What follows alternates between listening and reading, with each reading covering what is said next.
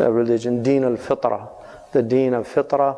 Allah is Fatiru Samawati wal Ard, He's the originator, so the Fitra is the original nature that we were created on. And the Prophet ﷺ said, Kullu mawludin yuladu ala al-fitra. Every child is born on fitra, on this principial nature, this inherent aboriginal nature, which is that we incline towards truth. Later on, he'll say in this book, النفس الإنسان مفطور على أن يصلح نفسه أو يفسدها. That the human beings they can either rectify their souls or they can destroy their souls. So the fitra is the natural inclination towards goodness. Like people have a natural inclination, but it doesn't mean that they don't have the obstacles of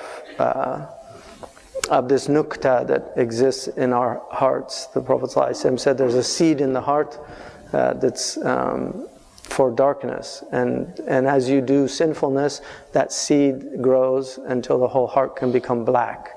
So all of us have a propensity to, based on this fallen nature that Allah has given us, we have a propensity to make mistakes, to err, but also to sin. And that's why the Prophet ﷺ said, the Sahaba complained about their sinfulness, and he said, if you didn't sin, you'd be shaking hands with the angels on the streets. Subhanallah. So he said, Kullukum khata'un. All of you are sinners. Wa khairu khata'in at-tawwabun. But the best of the sinners are those who repent from their sins. And that's all Allah is asking people to do, really, is just acknowledge their sinfulness and then get straight with Allah and struggle against their own natural dispensations. So this chapter in this book that we're reading by the great polymath exegete Raghib al-Asbahani, we don't know exactly when he died, but it was sometime in the early or mid 5th century of Hijrah. He precedes Imam al-Ghazali by, Imam al-Ghazali is born in 450, but Imam al-Ghazali benefited greatly from this scholar. He knew his books. It's said that he memorized the Dhari'a, which is probably his most famous book after the Mufradat, which is the book of the Quran. So we did the first chapter and then also the different chapter headings. And now this chapter, which is called Bab al-Awwal. So the Arabs call the chapter Bab, the door. So a chapter is like a door into, the book is like a house, and each chapter is like a room. So you have Bab, and so you're entering into the first door. So Bab al-Awwal is Ma'rifatul Insani Nafsahu. It is the knowledge, ma'rifah, of the human being, of his own self or her own self or soul. So the nafs is one of these equivocal words in Arabic.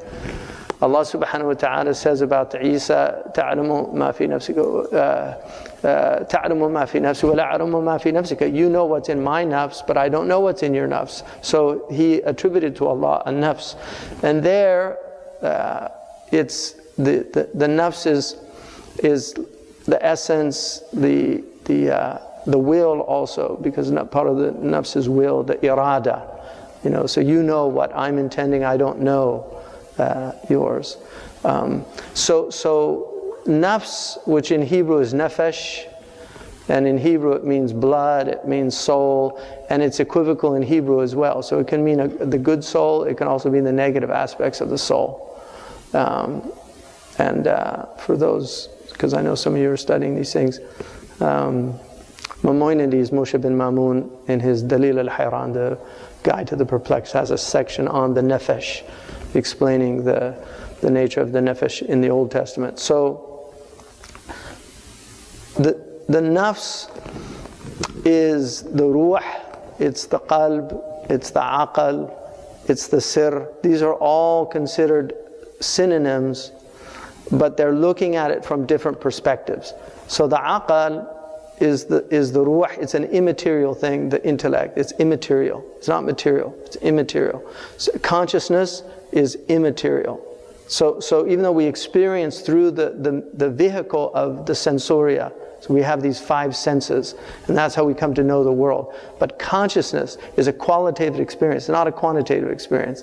We can quantify things we see and experience, but we can't quantify experience itself.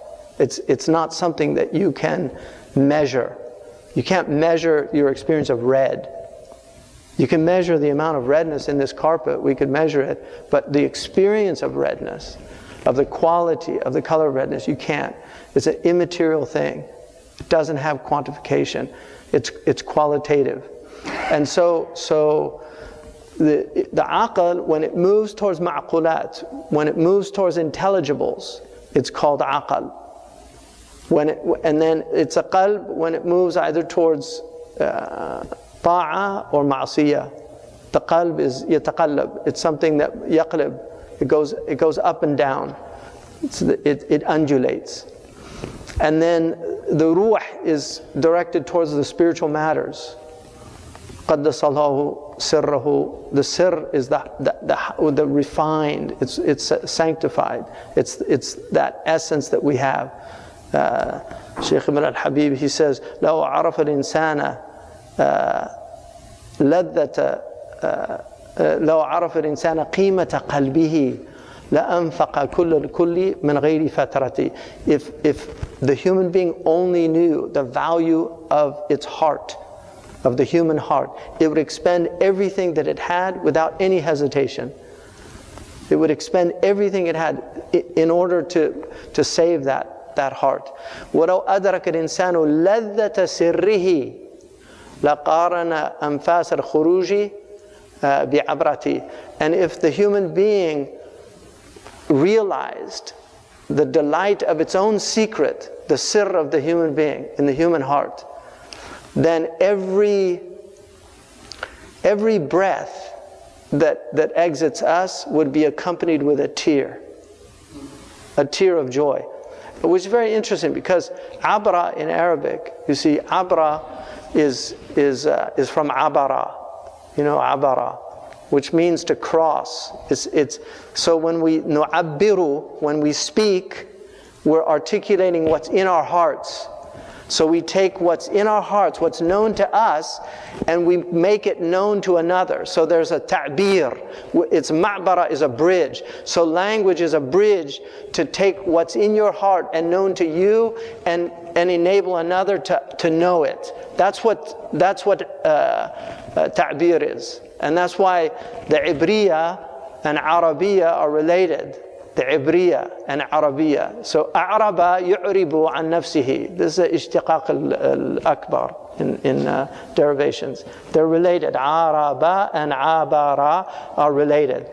So the Ibra is the lesson that you discern from life. Your Ibra. Fa'tabiru ya ulil absar.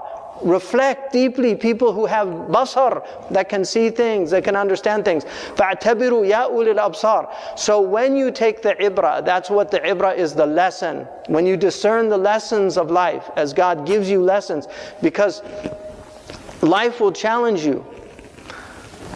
Ibn Ata'illah, he says, من لم يقبل على الله بملاطفة الإحسان قيد إليه بسلاسل الامتحان. If you do not direct yourself to God from all of the ihsan that God has shown you, then you will be driven to God in the chains of tribulation.